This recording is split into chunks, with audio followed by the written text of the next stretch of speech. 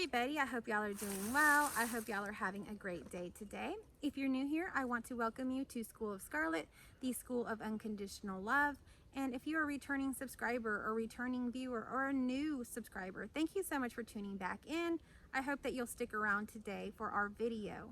And so our video this time is about the dangling carrot. And that is a theme that we hear a lot in the spiritual community.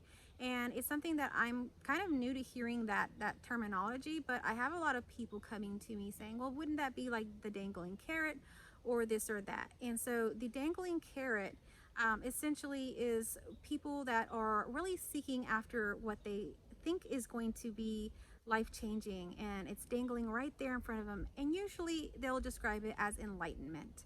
So that's kind of what we're going to focus on today, but I'd like to give you a new context for that, because I realize now, after everything that's happened with myself and the clients and people that I work with, that what people are seeking is not necessarily enlightenment.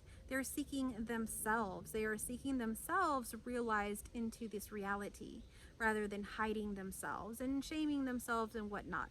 So we're going to go into all of that here today. And so I made a little bit of a list here and things to kind of make sure that I touch points on. And so I wanted to start with a journal prompt.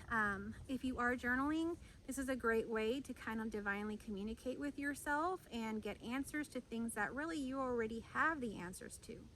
Everything that I'm talking about here today is things that are already inside and within you, and you can access this information. But with me making this video and speaking to you, this is just a coincidence, or maybe it was a divinely orchestrated thing that you're here today and you will get this information. Regardless of that, you can begin to communicate with yourself through journaling. And if you are very new to journaling, I do sell a journal that I will link in my description and also in the comments. This journal already has journal prompts in it, so it's great because I've picked these out over time working with people and seeing how which questions worked best for people. They're questions that you can journal about, and when you answer these questions, you'll find out the answers to the questions that you've always wondered about life, but really it's about yourself. So I want to start with a question that I would pose to journal. So if you do journal, this would be the question. What are your dangling carrots? If your life was to stay exactly the same as it is right now until the day you die, would you be happy? So these are the sort of questions that are in the journals. They're just like this. They're this very general kind of question. So, but then it's very specific though. If we think about it, our life as it is now, our job, our relationships, friendships, marriages, whatever is going on as far as relationships, your hobbies, your likes, dislikes, all of this stuff, the way that your life is now, the home you live in now, the area you live in now, all of that. If all of that stayed the same until the day that you died, would you be happy? So kind of pause for a moment and ponder that.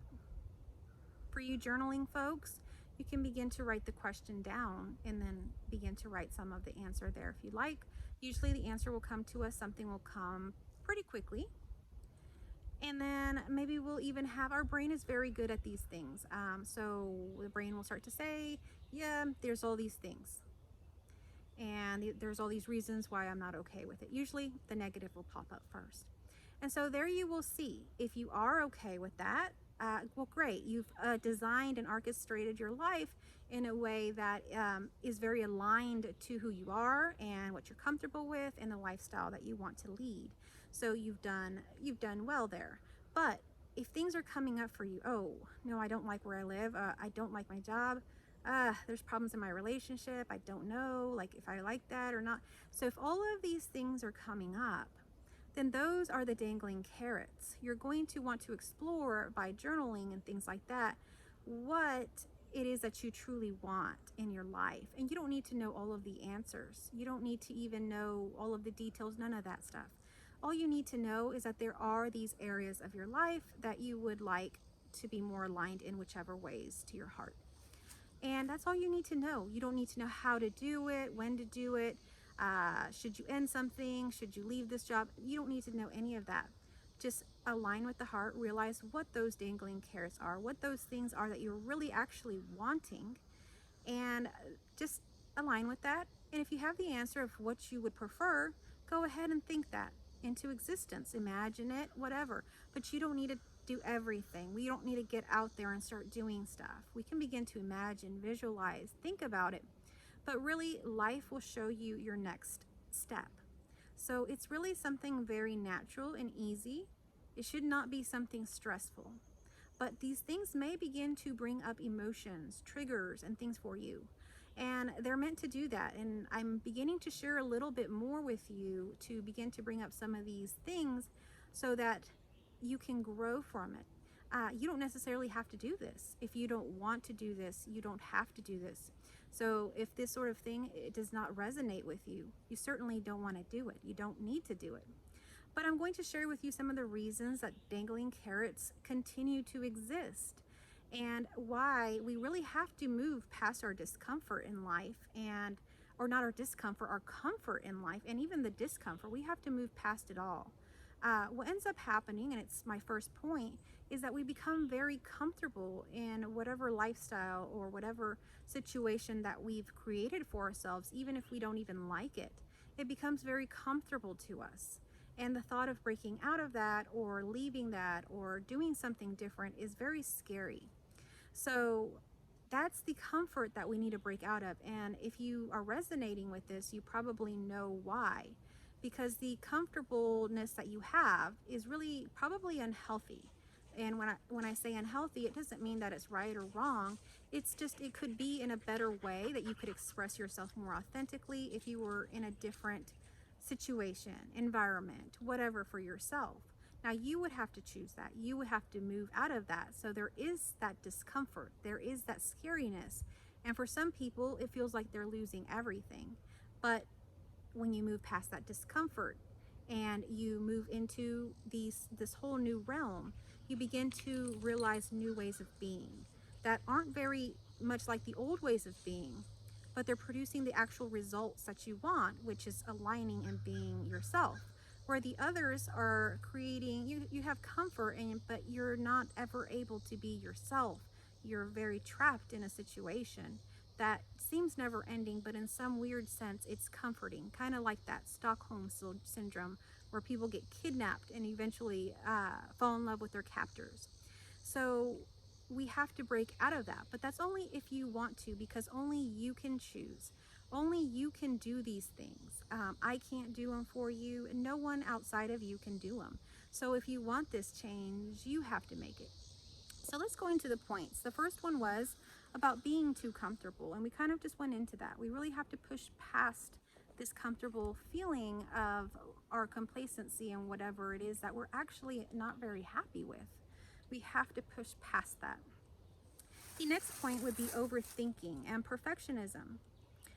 So really, imperfect action is better than no action at all. When you feel inspired action in your heart to do something, or something arises that you can participate in that seems like this is meant for me, I should take this, I should do this, then that's your heart speaking. Go ahead and do it. You don't have to wait till you're perfect, till you've gotten this figured out or that figured out or whatever. You're ready right here in this moment. You're ready for whatever action you're going to take. So I've never had a huge thing with perfectionism, but I've definitely had some friends that were perfectionists. And so I got to see this and how it was a hindrance in their lives. I had a friend that unless she got a certain grade on a test, a certain higher grade, she wouldn't continue on with the class because she would feel that class would, lower her GPA. So she would drop all of these classes, and it took her 2 times, maybe even 3 times as long to graduate college than it did for me. And this was due to the perfectionism. And not only that, the mental stress and everything she went through in that whole process of doing that every time. Yes, I didn't graduate with the highest GPA that maybe she did, but I graduated at the right time and at my own pace, the way it was. And for her, maybe that was her own pace. But I could see, and I can see here from where I am now, observing that there was suffering there. There was suffering in that process of perfectionism. And so we don't have to be perfect. Everything already is perfect, no matter how you do it. Words are just words, numbers, and all of this is it's just gibberish. So it doesn't matter what grade you get, how much praise you get from someone, what comment you get from someone. What value, where the value comes from is how you feel doing it, the passion that you have about doing it, the love you have for it, how you feel about it. That's what matters in your work and what you're doing. What others say about it does not matter. Does not matter. So in my book, Love, Death, Nothing, I purposely left my table of contents blank. It was kind of a play on nothingness, but at the same time, it was an error that I saw when I got my book back to proofread it, and I saw that there was that error. But something inside of me just said, leave it. This book is very specific. Not the whole world's going to read this, but those that read this need to see that and see that it is okay to just write something out of love and just put it out there because you love it, because it is your art, it is your love that you want to just put out there because you love it so much. And it doesn't have to be perfect. Just get it out there. And so that was the first step for me in really breaking free from some of these things like comfort, perfectionism. And, I had to really break through comfort as well. I've always worked in places that are government agencies that are, they're very strict. You can't talk about certain things. You can't do certain kind of therapies. You can't even share certain experiences without really being really judged and kind of really excluded, and at some point probably asked to leave from these places. So I've always worked in places like that, and so when I was putting that book, writing it, putting it out, I really did have some thoughts like, oh, would I, what are people going to think? Well, now I had a non-dual realization, so a lot of that fell away, but there was still residual feeling of that. And so you'll feel these things and you got to push through it. And so I made that book, created that book in the way that it felt good to me. I wrote it right in my bed where I had my realization, and I wrote it at my comfort level, and I didn't really proofread it. I didn't really do a whole lot to it. And when I noticed the table of contents was blank, I thought, okay, well, that's the nothingness. But at the same time, it clicked that others need to see that things don't need to be perfect for them to have value, for them to be beautiful. So that, everybody's got their own journey and what to break through, and you'll see in your own life what it is that maybe you have to kind of say, hey, it's okay. I don't have to make this perfect. I just need to get started on it. I just need to do it because I love it so much. Don't get stuck on the details, get stuck on the love and get going with it. So the next thing would be the victim mentality. So victim mentality can really have us chasing that dangling carrot again and again and again, because we can never get past the comfortableness, the overthinking, and now the victim mentality. We can never get past these things to really get on the other side of this. So victim mentality is really victim mentality. You could be a victim of many different things in this world, and we see this played out in so many different ways. We see so many different support groups, so many of these little ribbons and things that mean all of these things. We see so many causes, so many different ethnic and racial groups and stuff like that have band together and are really fighting for the rights. And there's nothing wrong with these things happening, so long as we don't put ourselves basically in a box and say that this is why we can't have this, or this is why we can't have that, because it keeps us in that box. Because as you can see from the content and information that I share, we are divinely connected. We are not separate from anything. So to say that, okay, we can't have this because of our race, because of this, because of that, because of our economic level, there's so many different reasons people say that they can't have something. I was a victim of child abuse. I was a victim of domestic violence. All of these reasons why we can't do these things. The truth is we can do these things. We just have to remove those limitations, those blocks of we aren't victims. Yes, this happened, but it happened. And we can go into a whole nother thing. You can watch my video prior to this. Sometimes things are actually happening for us to really make us uncomfortable so that we can push through. And so these things begin to happen where, yes, it really does seem like people are against us, things are happening to us, but then it becomes so uncomfortable that we can't take it and we break past it. But sometimes, and what I see playing out a lot of times is they don't push through. They sit in the victim mentality for quite a while. And it could be years. It could be more and more years. It could be someone's whole lifetime that they stay in a victim mentality.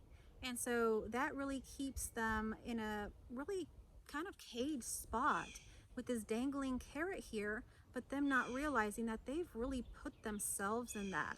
Yes, they went through something, but we don't have to continue to relive it every day.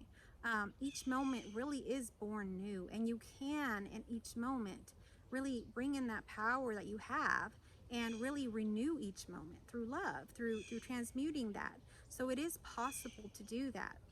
And if you need any help to do that, I do offer one-on-one sessions, and I partner with people to do these things.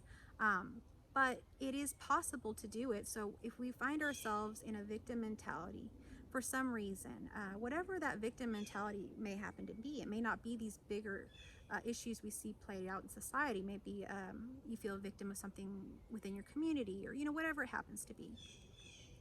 We want to examine that and really go into that and really spend some time in there till we feel like we're done with it, that we're done with being that victim. We really aren't that victim.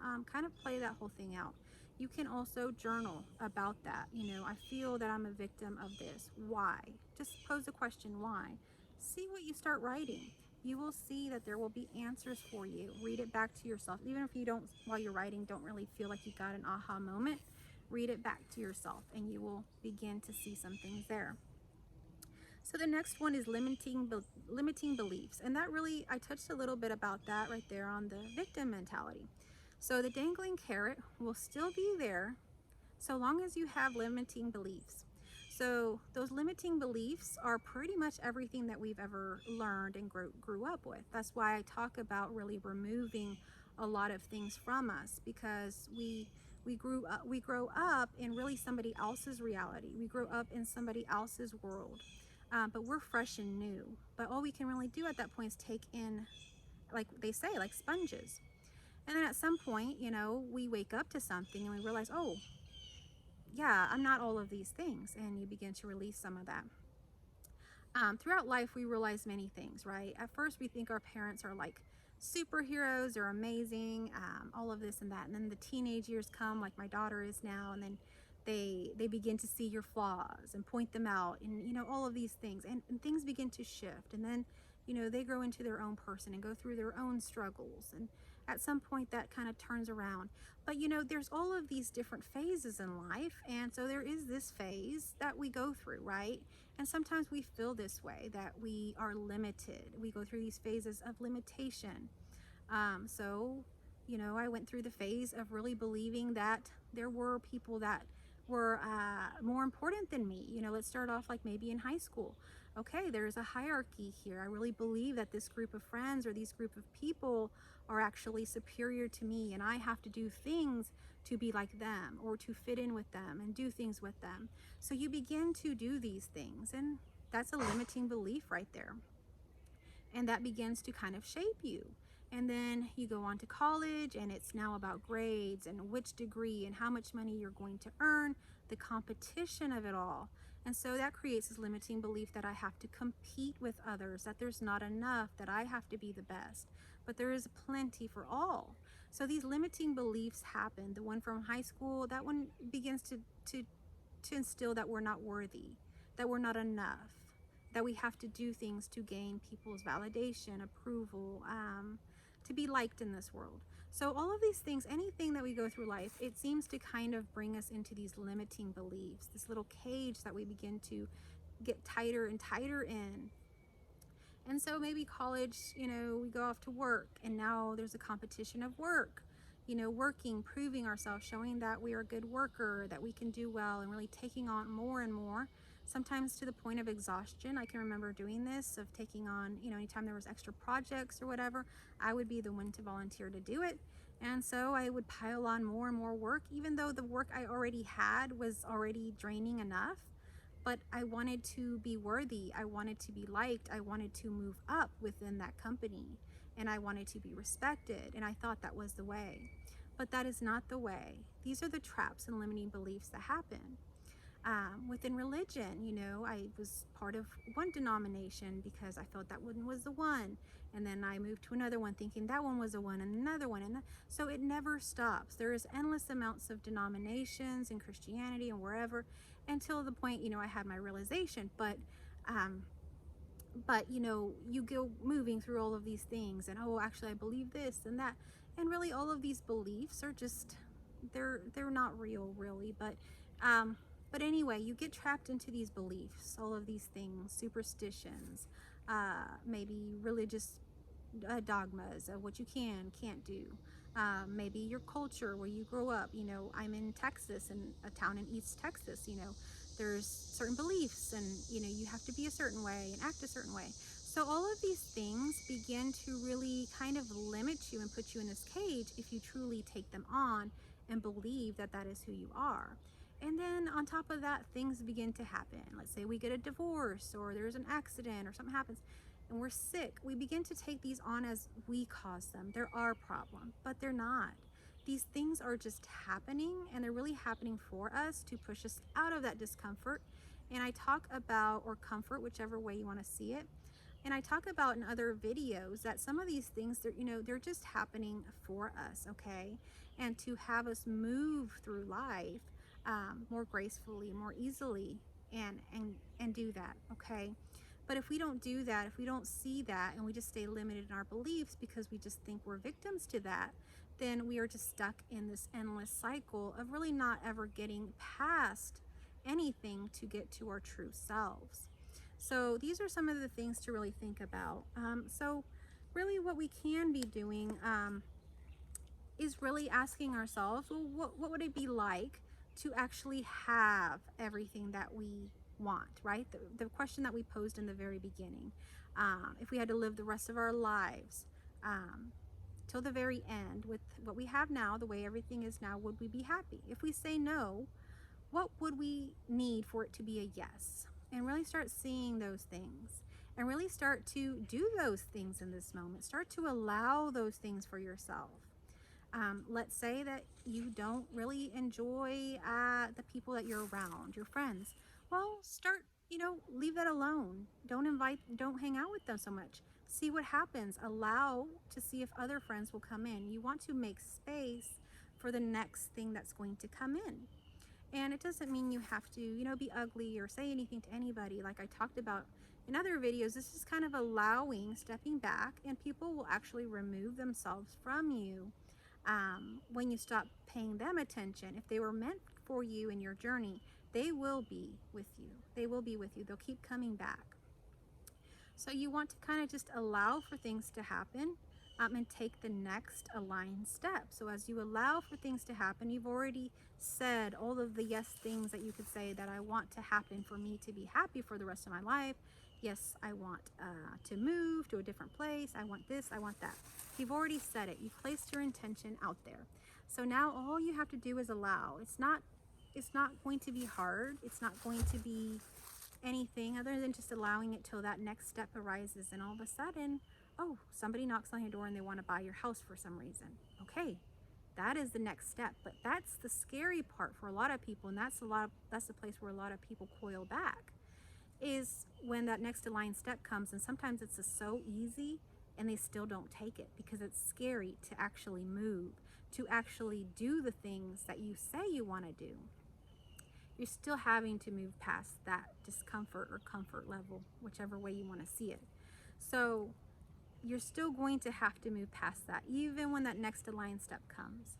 So I really encourage you to be courageous, to be brave, to be bold, and really fight for your heart. And once you get past that little discomfort or comfort, when you get past that and you get to the other side, it's going to be very nice, very beautiful. And what's going to happen is life just gives you more of you. And I've And I've just been saying that lately because I want you to know that what you're going towards is yourself.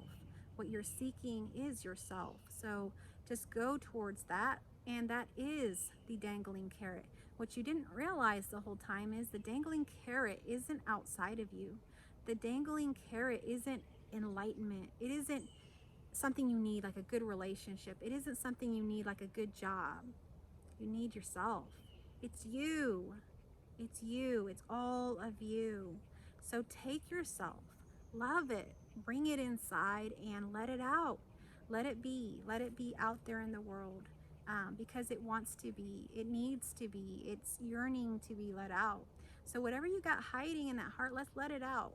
Let everybody see your greatness, what you have, because what I have is very different from what you have. I'm sure everybody's got some beautiful gifts hidden in there, and we don't even realize they're gifts, but they are. Go ahead and begin to align with your heart and take the next step. If you're interested in aligning with your heart or reorienting to your heart, I offer a course called the Unconditional Course. And you can enroll in this course right now. There is an early bird special until September 9th, but we are keeping the cart open until 10/10, October 10th. And so this is a great time to get into this course. This is a course that will reorient you to your heart and begin to kind of support you in all of the ways that you need, to begin to do this on your own, to begin to just follow your heart on your own. And it's a very highly supported course, so I encourage you all to be part of that if it resonates and it's speaking to you right now. Don't hesitate, don't doubt, don't let the mind change anything that the heart is saying. If you're ready, just email me at schoolofscarlet@gmail.com, and just in the description box or in the subject line, I'm ready. And I will post my information there in the comment section as well. Thank you so much for watching.